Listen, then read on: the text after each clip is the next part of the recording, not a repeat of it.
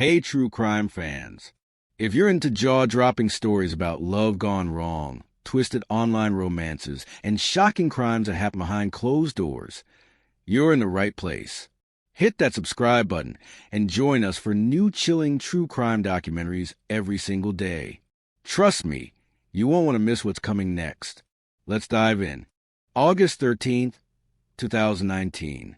A quiet afternoon in Sydney's central business district. Inside a high-rise apartment, officers respond to a welfare call. What they find leaves even the most seasoned investigators stunned.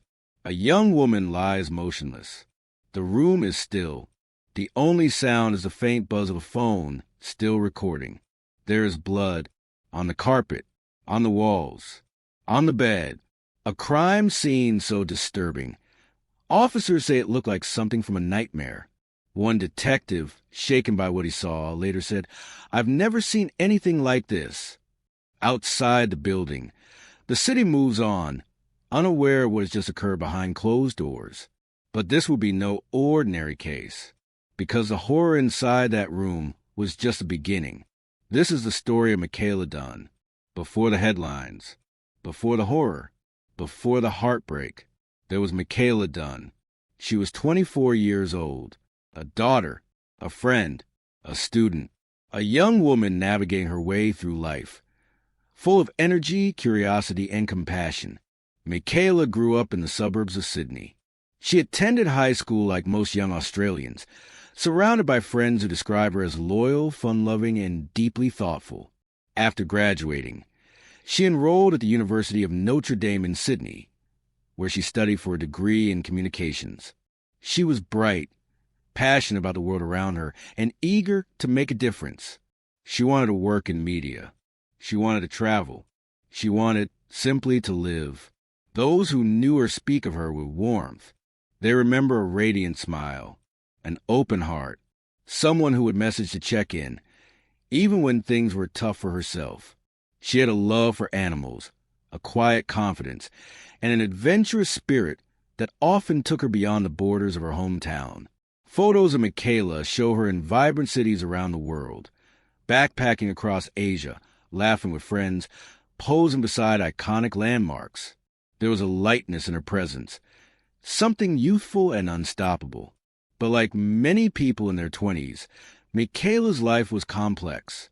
To support herself while studying, she chose to work as an escort, a legal profession in New South Wales. She kept that part of her life private. It wasn't something she advertised or spoke about openly, but it was part of her world, a decision made as an adult to earn money on her terms in a way that allowed her the flexibility to continue her education. She used a reputable online escort platform where clients booked appointments and services were clearly listed. Safety was a primary concern. She was selective, careful, and followed procedures designed to protect workers in the industry. Friends who later spoke out made one thing clear. Michaela was not ashamed of her choices. She had plans. She was working toward them. And like any young woman with ambition, she deserved the future she was building. But that future would never come. August 13th, 2019 began like any other Tuesday in Sydney. The city was busy. The air was crisp. The morning rush had faded into routine. People filed in and out of office buildings. Traffic pulsed through the heart of the central business district. At around 1:30 p.m., Michaela Dunn prepared for an appointment. She had scheduled a meeting with a new client at an apartment located on Clarence Street, a high-rise building just minutes from some of Sydney's busiest intersections. The booking had been made through a legitimate online escort platform. All contact details had been exchanged. No red flags were raised. The man she was scheduled to meet was 20-year-old Mertney. She welcomed him into the apartment. What happened next behind that closed door would never be fully witnessed. But the aftermath, what followed, would soon become clear and terrifying. Approximately 1 hour later, at around 2:15 p.m., residents in the building reported hearing loud noises, voices, then a sudden silence. A short time after that, a man was seen exiting the building. He was holding a large kitchen knife. He was covered in blood. Within minutes, Myrtney began moving erratically through the streets of Sydney's CBD. He shouted incomprehensibly. He jumped onto a vehicle. He attempted to harm another woman, a total stranger, stabbing her in the back near the Hotel CBD on York Street. She survived. Witnesses watched in horror. Some ran. Others pulled out their phones. Footage of the rampage quickly made its way across social media. Scenes of panic, chaos, and confusion in broad daylight. But as frightening as the street attack was, no one yet knew the truth about what already occurred inside the apartment on Clarence Street. Back inside that room, Michaela Dunn had already lost her life. The connection between the two events, the private horror inside and the public violence outside, would not be made immediately. As police and paramedics responded to the street scene, officers began working backward. Who was the man? Where had he come from? What had triggered this sudden and terrifying outburst? It would take time before investigators retraced the steps and discovered the apartment he had just left. What they would find behind that door would change everything. What detectives found inside the apartment left even the most seasoned officers shaken. As they entered the unit on Clarence Street, the atmosphere was still, quiet, but that silence was deceptive. Inside the bedroom, they discovered the lifeless body of Michaela Dunn. She had suffered multiple stab wounds. She was found alone. The scene was disturbing, marked not only by the violence itself, but by what had been left behind. Next to her was a knife, later confirmed to be the weapon used in the attack. But even more unsettling was the presence of a phone placed carefully nearby. On that device, officers discovered that the killer, Myrtney, had filmed Michaela after the attack. He had recorded footage inside the room, footage later described in court as disturbing and deliberate. The video was not shared online. It was not broadcast publicly, but its existence was verified during the investigation and later cited as evidence during legal proceedings.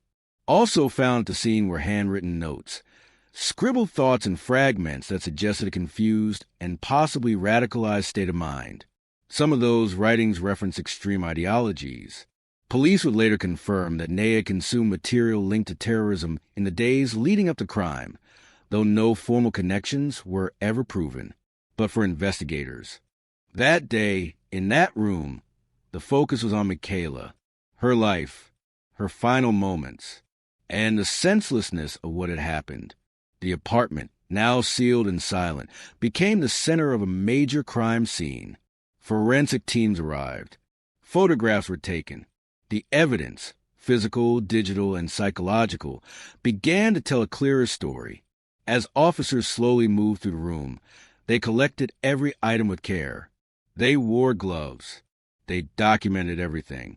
Each step they took was a step further into understanding the full scope of what had taken place. And why?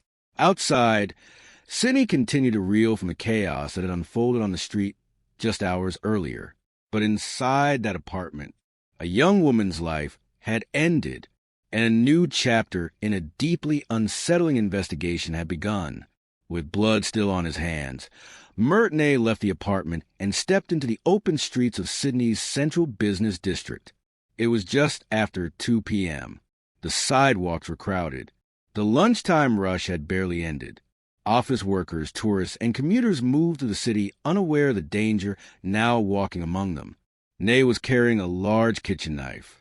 He was seen walking erratically, shouting incoherent words, and waving the blade in broad daylight. His clothing was stained. His movements were frantic. On the corner of King and Clarence Street, he attacked a second woman. She was seated alone inside a nearby hotel lobby. He entered quickly, lunged without warning, and stabbed her in the back. She managed to escape with help. Her injuries, though serious, were not fatal.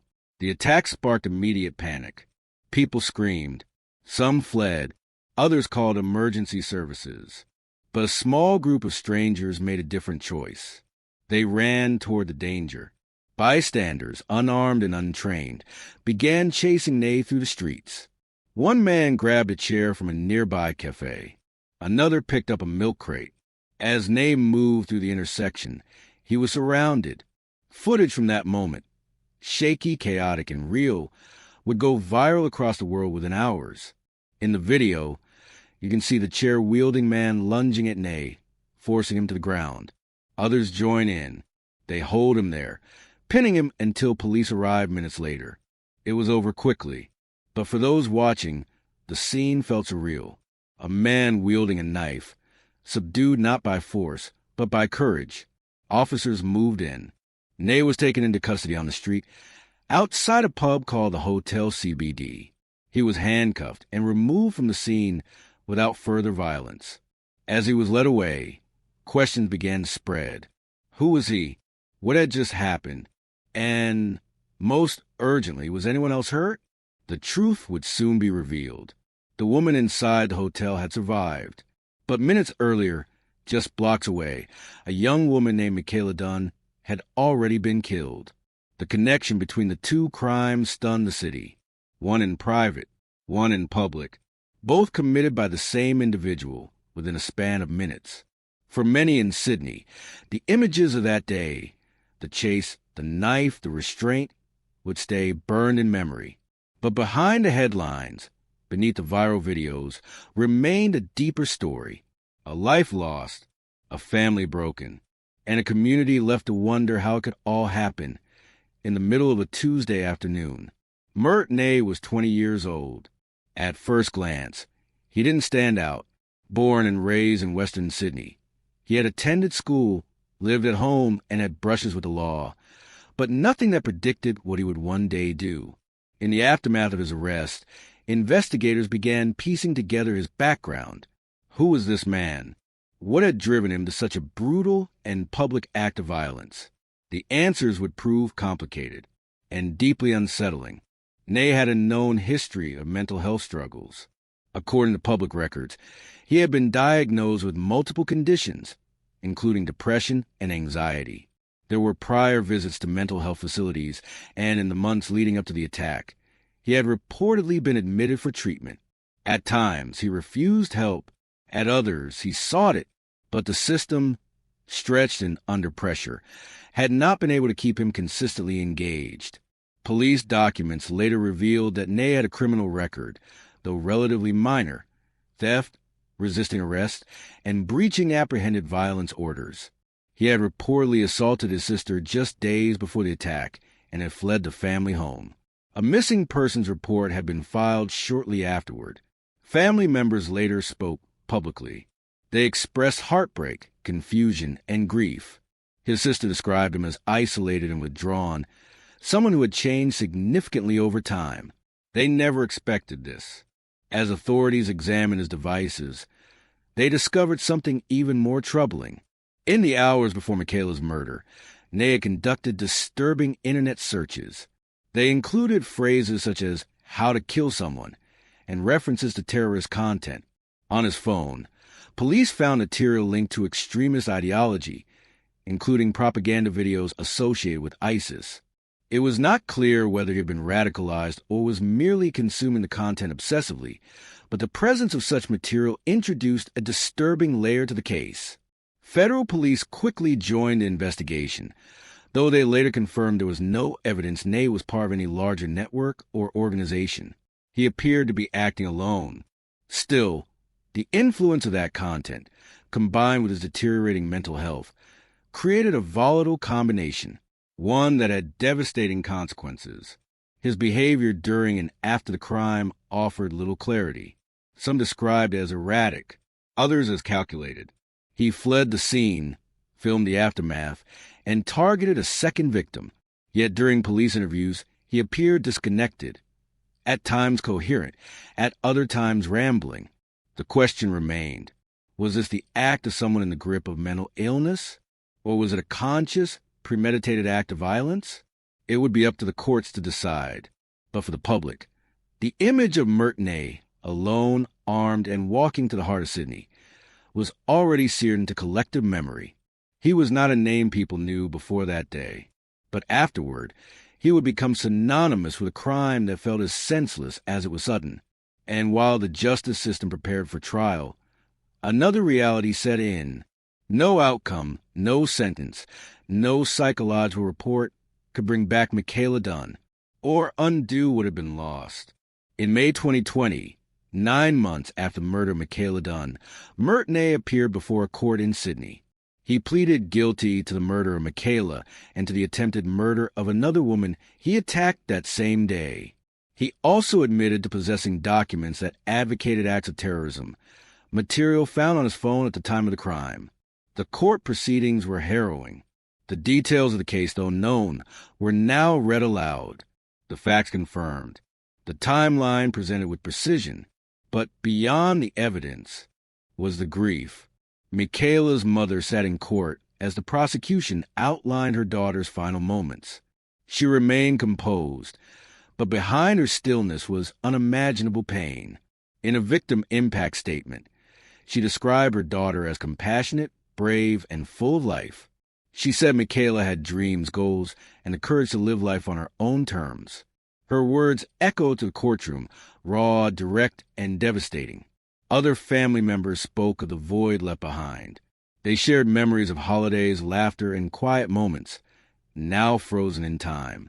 They expressed heartbreak over the public way in which Michaela's death was covered. A deeply personal loss made headline news. The judge called Nay's actions cruel, brutal, and terrifying. She noted that Michaela had welcomed him into the apartment peacefully, and that what followed was an act of senseless violence. The judge also remarked on Nay's behavior afterward, fleeing the scene, attacking another victim, and recording what he had done. In her sentencing remarks, she said there was no remorse shown in those moments, only callous disregard for human life. Mental health reports were submitted. The court acknowledged Nay's struggles. But those factors, the judge said, could not justify or excuse the gravity of his actions. In October 2021, Murtney was sentenced to 44 years in prison. He would not be eligible for parole until he had served at least 33 years behind bars. At the time of sentencing, Nay was just 23 years old. He would be in his 50s before he could ever apply for release. Outside the courthouse, reporters gathered. Camera shutters clicked. News bulletins broke the story. A life lost, a sentence delivered. For some, the verdict brought a sense of closure. For others, no sentence could ever balance the scales. A young woman, full of promise, was gone. A family would live with that loss forever. And a city, once shaken by the randomness of the attack, still struggled to make sense of what had happened. The legal process had ended, but the human cost remained. In the weeks and months that followed Michaela Dunn's tragic death, her family was left to pick up the pieces of a life shattered. Her mother spoke publicly with quiet grief. "She was everything to us," she said. "A bright light gone too soon."